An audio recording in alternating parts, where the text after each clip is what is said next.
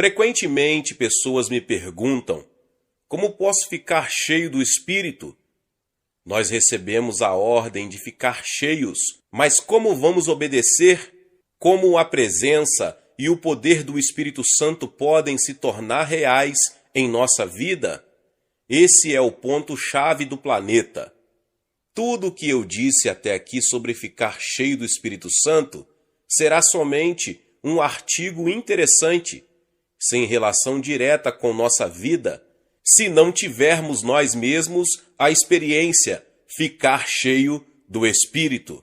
É interessante que, em nenhum lugar, a Bíblia nos dá uma fórmula clara e concisa de como ficar cheio do Espírito.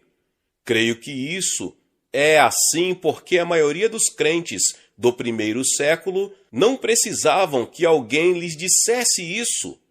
Eles sabiam que a vida normal do cristão é vida cheia do Espírito. O fato de nós estarmos tão confusos sobre esse assunto hoje em dia é uma prova triste do baixo nível espiritual da nossa vida. Apesar de a Bíblia não dizer muita coisa sobre esse assunto, quando tomamos o Novo Testamento como um todo, sobram poucas dúvidas em nossa mente sobre o que significa ter uma vida cheia do Espírito, ou como ela pode se tornar real em nós. Eu creio que o ensino do Novo Testamento sobre como ficar cheio do Espírito Santo pode ser resumido em 3 expressões: compreensão, submissão e andar pela fé. Em primeiro lugar, é preciso ter compreensão. O primeiro passo para ficar cheio do Espírito Santo é compreensão. Há certas coisas que nós precisamos saber e compreender. Verdades que Deus revelou em sua palavra, a Bíblia. Algumas dessas verdades já foram mencionadas, mas vamos recapitulá-las para ter certeza de que as sabemos bem. Quais são elas? A primeira verdade que precisamos compreender é que Deus nos deu o seu Espírito Santo e que Ele mora em nós. Se eu aceitei a Cristo como meu Salvador, o Espírito de Deus habita em mim. Lembre-se, eu não preciso necessariamente sentir sua presença, mas isto não quer dizer que Ele esteja ausente. Precisamos compreender que sua presença é um fato. Deus prometeu que o Espírito viveria em todos os que pertencem a Cristo, e Deus não pode mentir. Nós aceitamos esse fato pela fé. Também devemos compreender que Deus ordena que fiquemos cheios do Espírito. Isso significa que é sua vontade que você fique cheio, e recusar-se a ser cheio é agir contra a vontade de Deus. É uma ordem, e por isso é vontade dele. Talvez assim fique ainda mais claro: Deus quer nos encher com seu Espírito. Isto é algo maravilhoso para mim. Deus não nos dá uma medida cheia do Espírito, resmungando ou de má vontade. Não, Ele quer que nossas vidas sejam controladas e guiadas pelo Espírito Santo. Ora, se vós, que sois maus, sabeis dar boas dádivas aos vossos filhos, quanto mais o Pai Celestial dará o Espírito Santo aos que lhe pedirem. Lucas 11:13. Se você não está cheio do Espírito, tenha certeza de que não é porque Deus não quer. A culpa é totalmente sua. Isso nos leva a outro ponto que devemos compreender, que é a presença do pecado em nossa vida. O que é que bloqueia a ação do Espírito Santo em nossa vida? É o pecado. Antes de podermos ficar cheios do Espírito Santo, temos de resolver honesta e completamente todos os pecados conhecidos em nossa vida. Isso pode ser doloroso quanto nos dispomos a encarar coisas que temos escondido ou nem mesmo reconhecido em nossa vida. mas sem uma purificação dos pecados, não podemos ficar cheios do Espírito. E o primeiro passo para a limpeza é reconhecer a presença do pecado. A maioria de nós deve, uma vez ou outra, ter tido a experiência de ter canos entupidos em casa, de modo que a água só saía a conta-gotas ou cessava de todo. Onde eu moro, no norte da Califórnia, raramente fica muito frio, mas me lembro de uma vez em que a temperatura caiu abaixo de zero. Apesar de os canos que trazem a água da fonte na montanha estarem bem fundo, abaixo da terra, eles congelaram totalmente. Tivemos de cavar a terra dura e esquentar uma junta de cano com um maçarico para derreter o gelo. O pecado em nossa vida é como esse gelo. Nossa vida espiritual foi congelada por um mundo hostil. Só há uma solução: arrepender-se, para abrir o bloqueio e restaurar a fluência do Espírito. Todos nós sabemos que o endurecimento das artérias, arteriocleose, é uma das doenças perigosas que atinge grande parte das pessoas em todo o mundo.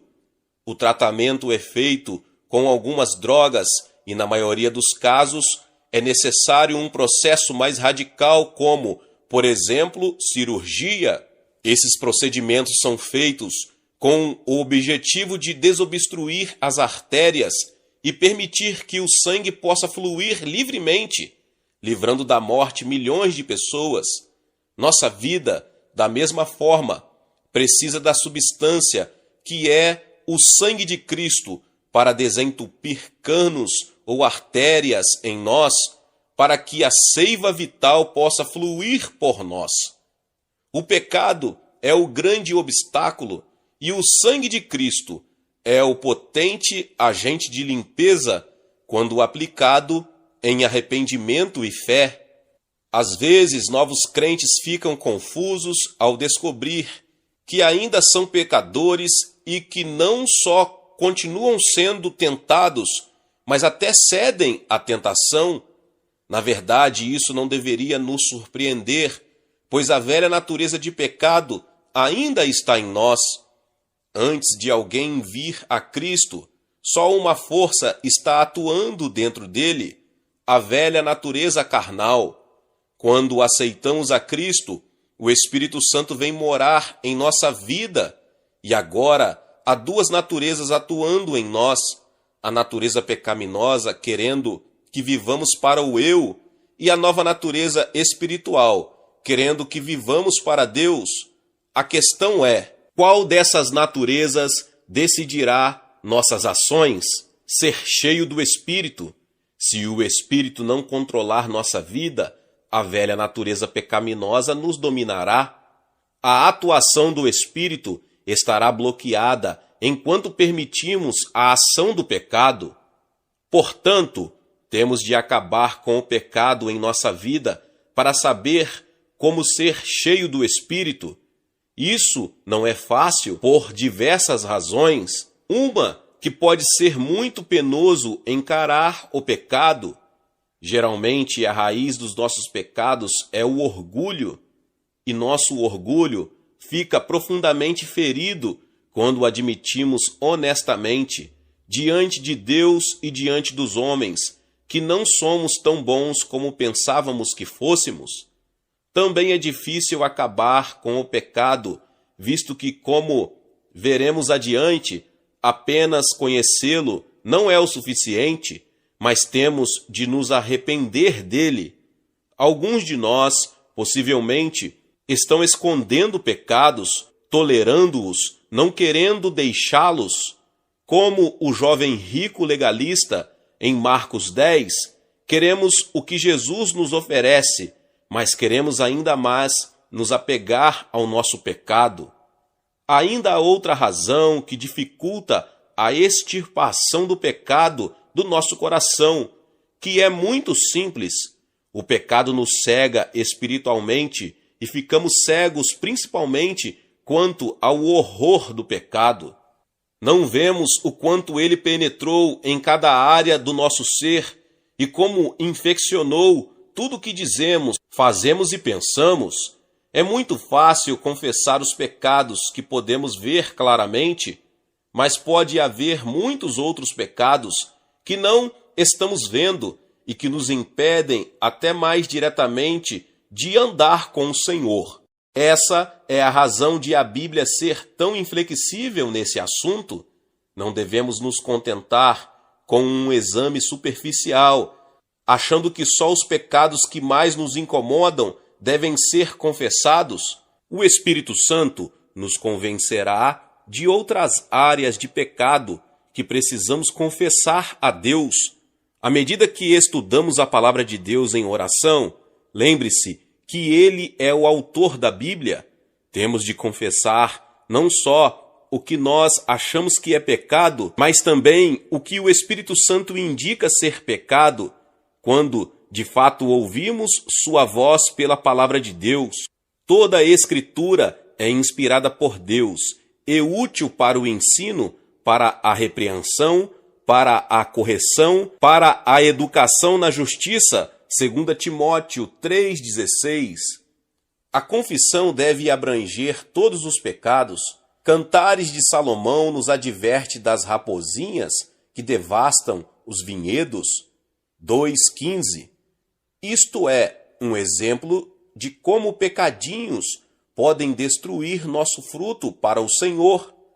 Pode haver orgulho, inveja ou amargura em nós. Pode ser fofoca, impaciência, indelicadeza ou um temperamento não controlado. Tudo que faça a vida dos que vivem ao nosso redor mais difícil. Talvez você deva trazer pensamentos impuros ao Senhor, para que Ele o limpe deles. Glutonaria ou preguiça devem ser enfrentadas. Talvez o Espírito Santo esteja nos chamando a atenção pelo uso do nosso tempo, ou do nosso dinheiro, ou sobre o nosso estilo de vida, ou sobre o uso ou abuso de algum dom que Ele nos deu. Pode ser que estejamos tratando com frieza e indiferença uma pessoa chegada a nós. Em outras palavras, devemos trazer a Deus qualquer pecado que consigamos identificar para que seja confessado. O pecado existe sob qualquer forma e o Espírito deve nos guiar quando examinamos nossa vida em oração. Recentemente, um jovem veio falar comigo, dizendo que tinha perdido o Espírito Santo.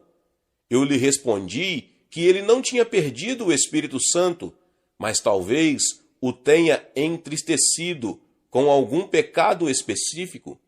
Ele disse que não se lembrava de nenhuma coisinha que pudesse estar entre ele e Deus. Eu lhe perguntei como está seu relacionamento com seus pais. Bem, não é dos melhores, foi sua resposta. Eu cavei mais fundo e perguntei: você honra seu pai? Ele concordou que tinha pecado nesta área. E eu disse a ele: por que você não vai e tem uma conversa franca e direta com ele, confessando seu pecado, caso você esteja errado? Ele fez isso, e alguns dias depois voltou com um grande sorriso dizendo: relacionamento restabelecido. Há ainda outra afirmação a ser feita sobre confissão de pecados. Temos de ser honestos quanto aos vários pecados que cometemos, mas o maior de todos é que não deixamos Cristo governar nossa vida. A pergunta mais básica que um cristão pode fazer é esta: quem está dirigindo minha vida, eu ou Cristo? Enquanto tentarmos manter o eu no centro das nossas vidas, o pecado será sempre um problema sem solução e nossa vida será marcada por derrotas e desânimo. É impressionante quantos cristãos não querem se submeter ao senhorio de Cristo. E o Novo Testamento está cheio de afirmações de Cristo exigindo nossa entrega total. Se alguém quer vir após mim, a si mesmo se negue, dia após dia tome a sua cruz e siga-me. Lucas 9:23. Como é fácil para nós fixar nossos próprios objetivos, agir conforme nossos próprios objetivos, agir conforme nossos próprios motivos, satisfazer nossos próprios desejos, sem sequer perguntar a Deus qual é sua vontade. Ele nos diz que devemos renunciar a nossos planos e hábitos e segui-lo, e nos diz que devemos abdicar do governo da nossa vida e deixá-lo governar tudo o que somos e fazemos. Ele morreu por todos, para que os que vivem não vivam mais para si mesmos, mas para aquele que por eles morreu e ressuscitou, 2 Coríntios 5:15. Você reconheceu a maneira completa e trágica com que o pecado dominou sua vida e está disposto a submeter tudo à autoridade e à direção de Cristo? Temos de compreender também que o Espírito Santo está em nós e que Deus quer que nossa vida seja controlada por Ele. Antes temos de compreender nosso pecado em toda a sua dimensão, e o que mais precisamos é responder à pergunta crucial: quem está controlando nossa vida, nós ou Cristo? Só quando compreendermos tudo isso, poderemos passar para o segundo passo. E o segundo passo é a submissão. O segundo passo para ser cheio do Espírito Santo é o que nós podemos chamar de submissão. O que eu quero dizer com isso? Com submissão, eu me refiro à renúncia aos nossos métodos, procurando, acima de tudo, submeter-nos a Cristo como Senhor, ser governados por Ele em todas as áreas da nossa vida. Vemos a importância disso no que foi dito antes sobre a maneira com que o pecado bloqueia o controle do Espírito Santo. A essência do pecado é a vontade própria, egocentrismo e, ao invés de cristocentrismo, para sermos cheios do Espírito, controlados e dominados por Ele, temos de colocar a Cristo no centro da nossa vida e tirar de lá o eu, ou seja, submeter-nos a Ele, permitir que Ele se torne Senhor em nossa vida. Como concretizar isso? A meu ver, há duas etapas para conseguir. Em primeiro lugar, arrepender-se e confessar. Acabamos de constatar que uma das coisas que temos de compreender é a profundeza do nosso pecado. Mas só compreender não é suficiente. Temos de confessar o pecado a Deus e nos arrepender desses pecados. Muitas pessoas sabem que são pecadoras, podem até fazer uma lista dos pecados que são um problema para elas. Às vezes ficam tristes com a situação e gostariam que as coisas fossem diferentes, mas nunca mudam. Por quê? Porque nunca confessaram os pecados a Deus, arrependendo-se deles. Há uma diferença entre confessar e se arrepender. Embora a Bíblia veja as duas coisas muito próximas uma da outra, como dois lados de uma moeda, confessar é reconhecer o pecado, é admitir diante de Deus que eu sei que sou pecador, porque há certos pecados que eu sei que cometi. O maravilhoso da questão é que Deus prometeu nos perdoar quando formos a Ele em humilde confissão. Uma das grandes promessas da Bíblia em 1 João 1,9.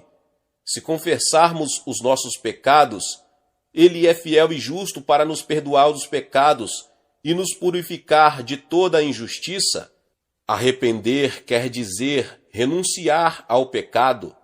No grego, a palavra em que o original no Novo Testamento foi escrito, a palavra arrepender-se, implica em uma mudança completa e radical de atitude. É mais do que ficar sentindo com o que fez, mais que confessar. Arrepender-me dos meus pecados é voltar as costas a eles e olhar para Cristo e sua vontade. Se eu sou culpado de pensamentos maus, renuncio a eles quando me arrependo e decido, pela graça de Deus, encher minha mente com coisas que o honrem. Se eu maltratei alguém ou o tratei de maneira pouco amorosa, eu decido fazer tudo o que for necessário para substituir minha indelicadeza por atitudes amáveis. Se meu estilo de vida não está agradando a Deus, eu vou mudá-lo para encaixá-lo mais na vontade de Deus. Arrependimento é conscientemente voltar as costas para os pecados. Lembra-te, pois, de onde caíste e arrepende-te. Apocalipse 2:5. Depois de confessar cada pecado conhecido e se arrepender, a segunda etapa da submissão é sujeitar-se a Deus e à sua vontade. A confissão e o arrependimento podem ser chamados de um lado negativo da submissão. Implicam em livrar-se de tudo que impede que Deus controle a nossa vida. Sujeitar-se a Deus pode chamar de o lado positivo. Envolve colocar-nos total e completamente, da melhor maneira que podemos, nas mãos de Deus, em completa submissão à sua vontade para a nossa vida. No capítulo 6 de Romanos, essa etapa de sujeição é apresentada com clareza. Paulo fala primeiro de como o pecado nos governou no passado, mas agora nós pertencemos a Cristo. Não vivemos mais para nosso antigo dono, o pecado. Vivemos agora para Cristo, nosso novo dono. Por isso não devemos ceder ao pecado, mas nos sujeitar a Deus. Não ofereçais cada um os membros do seu corpo ao pecado como instrumentos de iniquidade, mas oferecei-vos a Deus como ressurretos dentre os mortos e os vossos membros como instrumentos de justiça. Romanos 6,13. Paulo continua dizendo-nos que nós fomos libertados da escravidão ao pecado, não pertencemos mais ao pecado, mudamos de dono. No primeiro século, um escravo podia ser comprado a qualquer momento e assim ser propriedade de outro. Da mesma maneira, nós fomos comprados pelo sangue de Cristo e agora pertencemos a Deus. Uma vez libertados do pecado, fostes feitos servos da justiça. Romanos 6,18. As palavras traduzidas por oferecei-vos a Deus têm um significado muito bonito na língua grega. Outras versões as traduzem de diversas maneiras. Ponham-se nas mãos de Deus, Filipes. Entreguem-se a Deus, BLH. Apresentai-vos a Deus, IBB. O significado mais exato da palavra oferecer-se é colocar-se à disposição de alguém. Em outras palavras, quando nós nos entregamos a Cristo, não simplesmente nos tornamos e esperamos que Deus faça alguma coisa através de nós. Não, nós nos colocamos à sua disposição, dizemos com efeito: Senhor, eu sou teu, para ser usado da maneira que tu quiseres. Estou à sua disposição, tu podes fazer comigo o que tu aprouver. Eu quero a sua vontade para a minha vida, não a minha vontade.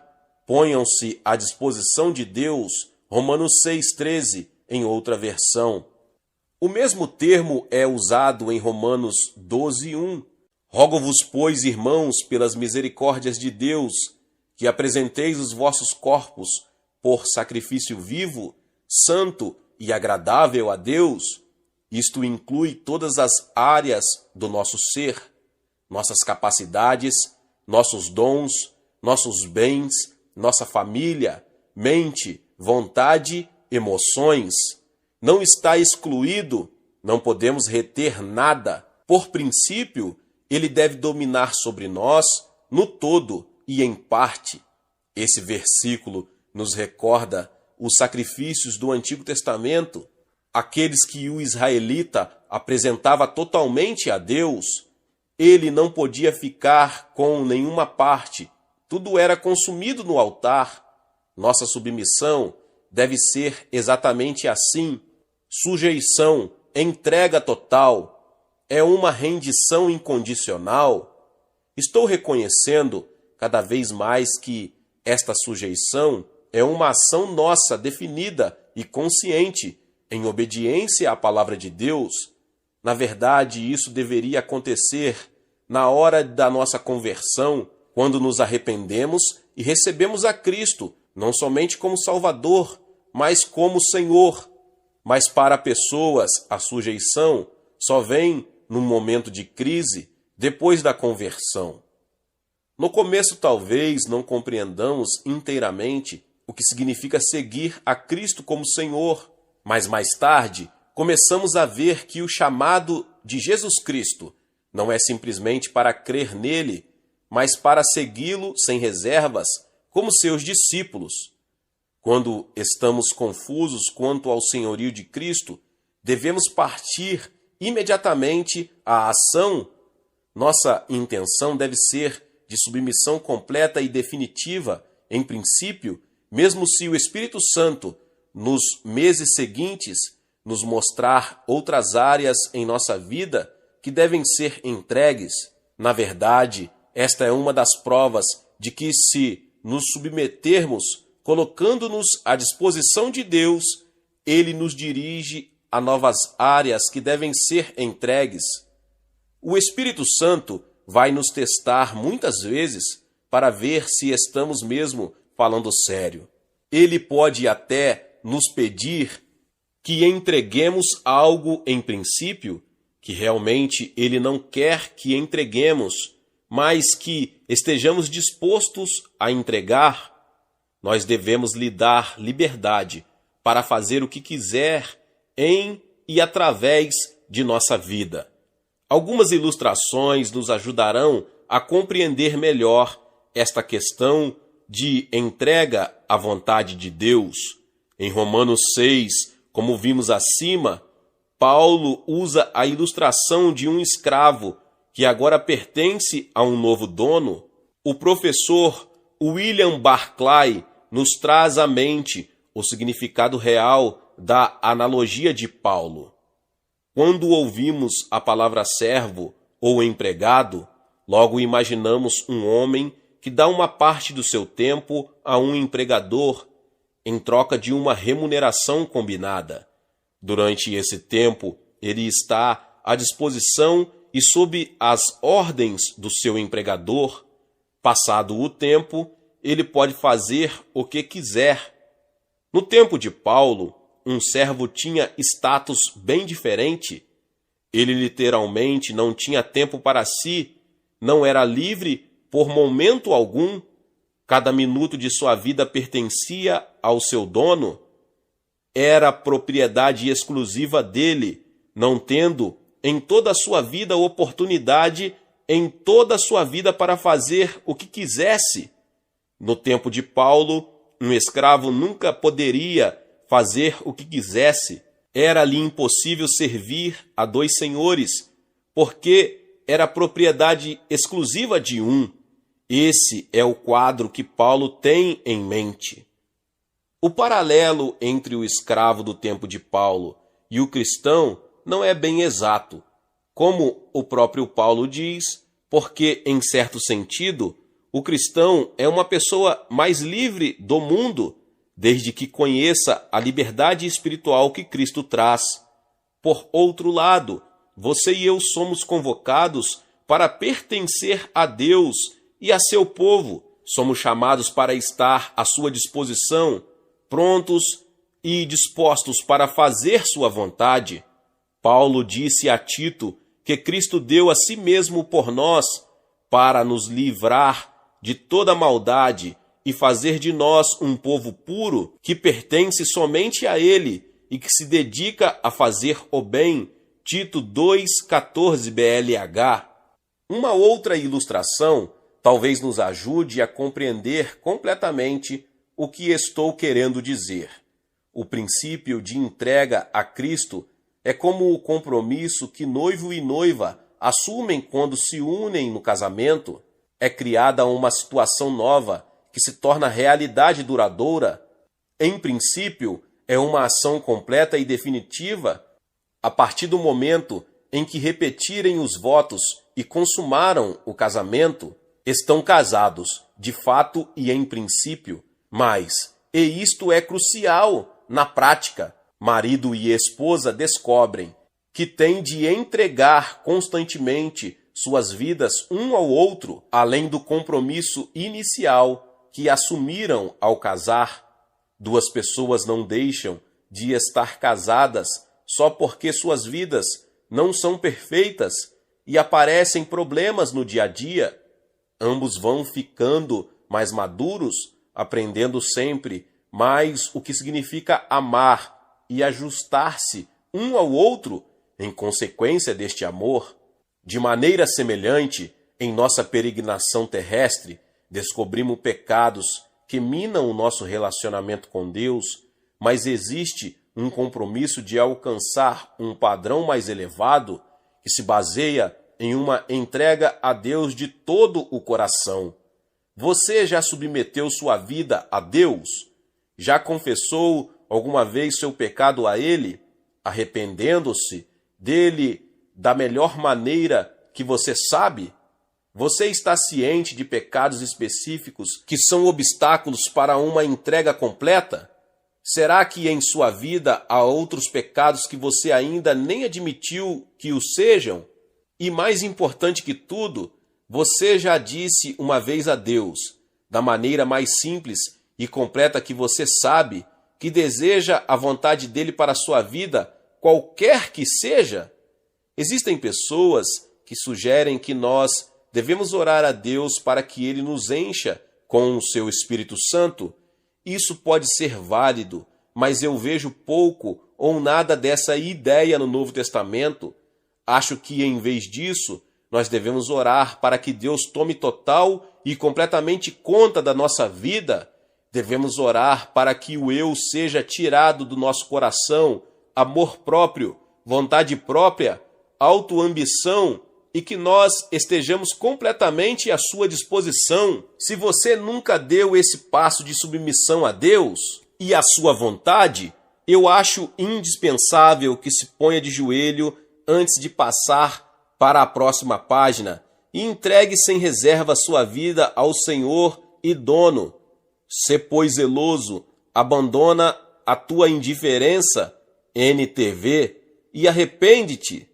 Eis que estou à porta e bato. Se alguém ouvir a minha voz e abrir a porta, entrarei em sua casa e cearei com ele e ele comigo. Apocalipse 3, 19 e 20.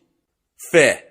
Chegamos à última etapa do ficar cheio do Espírito Santo, que eu gosto de chamar andar pela fé. Primeiro temos que compreender certas coisas. Depois temos de nos submeter e entregar a Deus. E então temos de aprender o segredo de andar pela fé. O ponto central é este: quando estamos entregues a Deus e à sua vontade, estamos cheios do Espírito Santo. O Espírito Santo nos controla e domina. Agora, a partir desta verdade, temos de agir e andar, ou viver na verdade plena de que Deus já nos encheu e que estamos sob seu controle. O apóstolo Paulo põe isto nestes termos: assim também vós considerai-vos mortos para o pecado, mas vivos para Deus em Cristo Jesus. Romanos 6, 11. O termo grego traduzido por considerar era, às vezes, usado no comércio e na matemática. Depois de uma transação comercial, por exemplo, a soma em dinheiro era registrada nos livros contábeis. Esse ato era evidência de que o negócio estava concluído e que o pagamento havia sido feito. Quando nos entregamos a Cristo e o seguimos como Senhor de nossa vida, sabemos que alguma coisa aconteceu. O Espírito Santo tomou conta de nós para nos guiar e dar poder. Vivemos agora pela fé, considerando-nos mortos para o pecado e vivos para Deus. Nós estamos cheios do Espírito Santo. Agora devemos viver à luz dessa verdade. Não é fazer de conta, é agir com base na promessa de Deus. O Dr. John Stott explica isto assim: considerar não é fazer crer, não é forçar nossa fé a crer em algo que nós não cremos. Não devemos fazer de conta que nossa velha natureza está morta, quando sabemos perfeitamente que ela não está. Nós só devemos considerá-la assim, não fazer de conta, mas compreender isso, porque é um fato. Temos de nos agarrar a isso, temos de pensar e meditar nisso, até que esta realidade se fixe em nossa mente. Dr. Stott continua: uma mulher casada pode viver como se ainda fosse menina? Bem, pode ser que sim, não é impossível, mas deixe-a sentir aquele anel no quarto dedo de sua mão esquerda, o símbolo da sua vida nova, o símbolo da sua identificação com seu marido. Deixe-a lembrar o que ela é e viver de acordo. Da mesma forma, a nossa mente deve compreender o fato e o significado da nossa morte e ressurreição com Cristo, e que uma volta à vida antiga é impensável. Um cristão renascido deve ter tanta vontade de voltar à vida antiga quanto uma pessoa adulta de ter de voltar à infância. Um homem casado à vida de solteiro ou um prisioneiro libertado à sua cela na prisão. Se você preencheu os requisitos bíblicos para ficar cheio do Espírito Santo, especialmente arrependimento e confissão, de que nós falamos, então você pode dizer para si mesmo: pela fé, sei que estou cheio do Espírito Santo. Nunca vi alguém que eu considerava cheio do Espírito Santo fazer alarde disso, tentando chamar a atenção para si. As outras pessoas logo notarão que nós estamos cheios do Espírito, porque quem o estiver produzirá o fruto dele. Nós talvez nem nos demos conta disso. Alguns dos maiores homens de Deus confidenciaram que quanto mais perto de Cristo estavam, mais pecadores se sentiam. Roy Gustafson, meu amigo e sócio, disse uma vez: o Espírito Santo não veio para nos fazer conscientes do Espírito Santo, mas conscientes de Cristo. Assim, quando dizemos a nós mesmos que estamos cheios do Espírito Santo, significa que cada pecado e obstáculo concedido está fora do caminho. Depois podemos dizer pela fé que estamos cheios. A esta altura há diversas coisas que devemos relembrar. Em primeiro lugar, temos de nos lembrar que a plenitude do Espírito Santo não é questão de sentimento, mas de fé. Podemos ou não sentir fortemente a presença de Deus quando estamos cheios do Espírito. Não devemos confiar em nossos sentidos, mas nas promessas de Deus. Temos de nos considerar cheios do seu Espírito. James McConkie pôs isto nestes termos: nada é mais doloroso do que inspecionar constantemente nosso interior para verificar se Deus está cumprindo sua promessa ou se nós a estamos experimentando. É como aquela criança que todo dia cava no canteiro para ver se a semente está brotando. A questão de experimentar a plenitude do Espírito compete a Deus. Temos de nos lembrar também que a plenitude do Espírito não garante que sejamos perfeitos e sem pecado. Significa que estamos sendo controlados pelo Espírito, mas o pecado continua presente, espiando atrás da esquina para dar o bote na primeira oportunidade. Podemos ser irrepreensíveis no nosso desejo de servir a Cristo, mas isso não faz com que não erremos. Um pregador escocês, tempos atrás, explicou: aqui ao meu lado, sobre a mesa, está uma carta que ilustrará o que quero dizer. Eu a recebi quando estava em viagem missionária à Nova Zelândia em 1891, da minha filha mais velha, que então tinha 5 anos de idade. Diz assim: querido pai, eu mesma escrevi tudo isso. Euzinha, mando um beijo. Na verdade, isto não é escrever, mas uma tentativa, com grandes letras de imprensa, todas desproporcionais.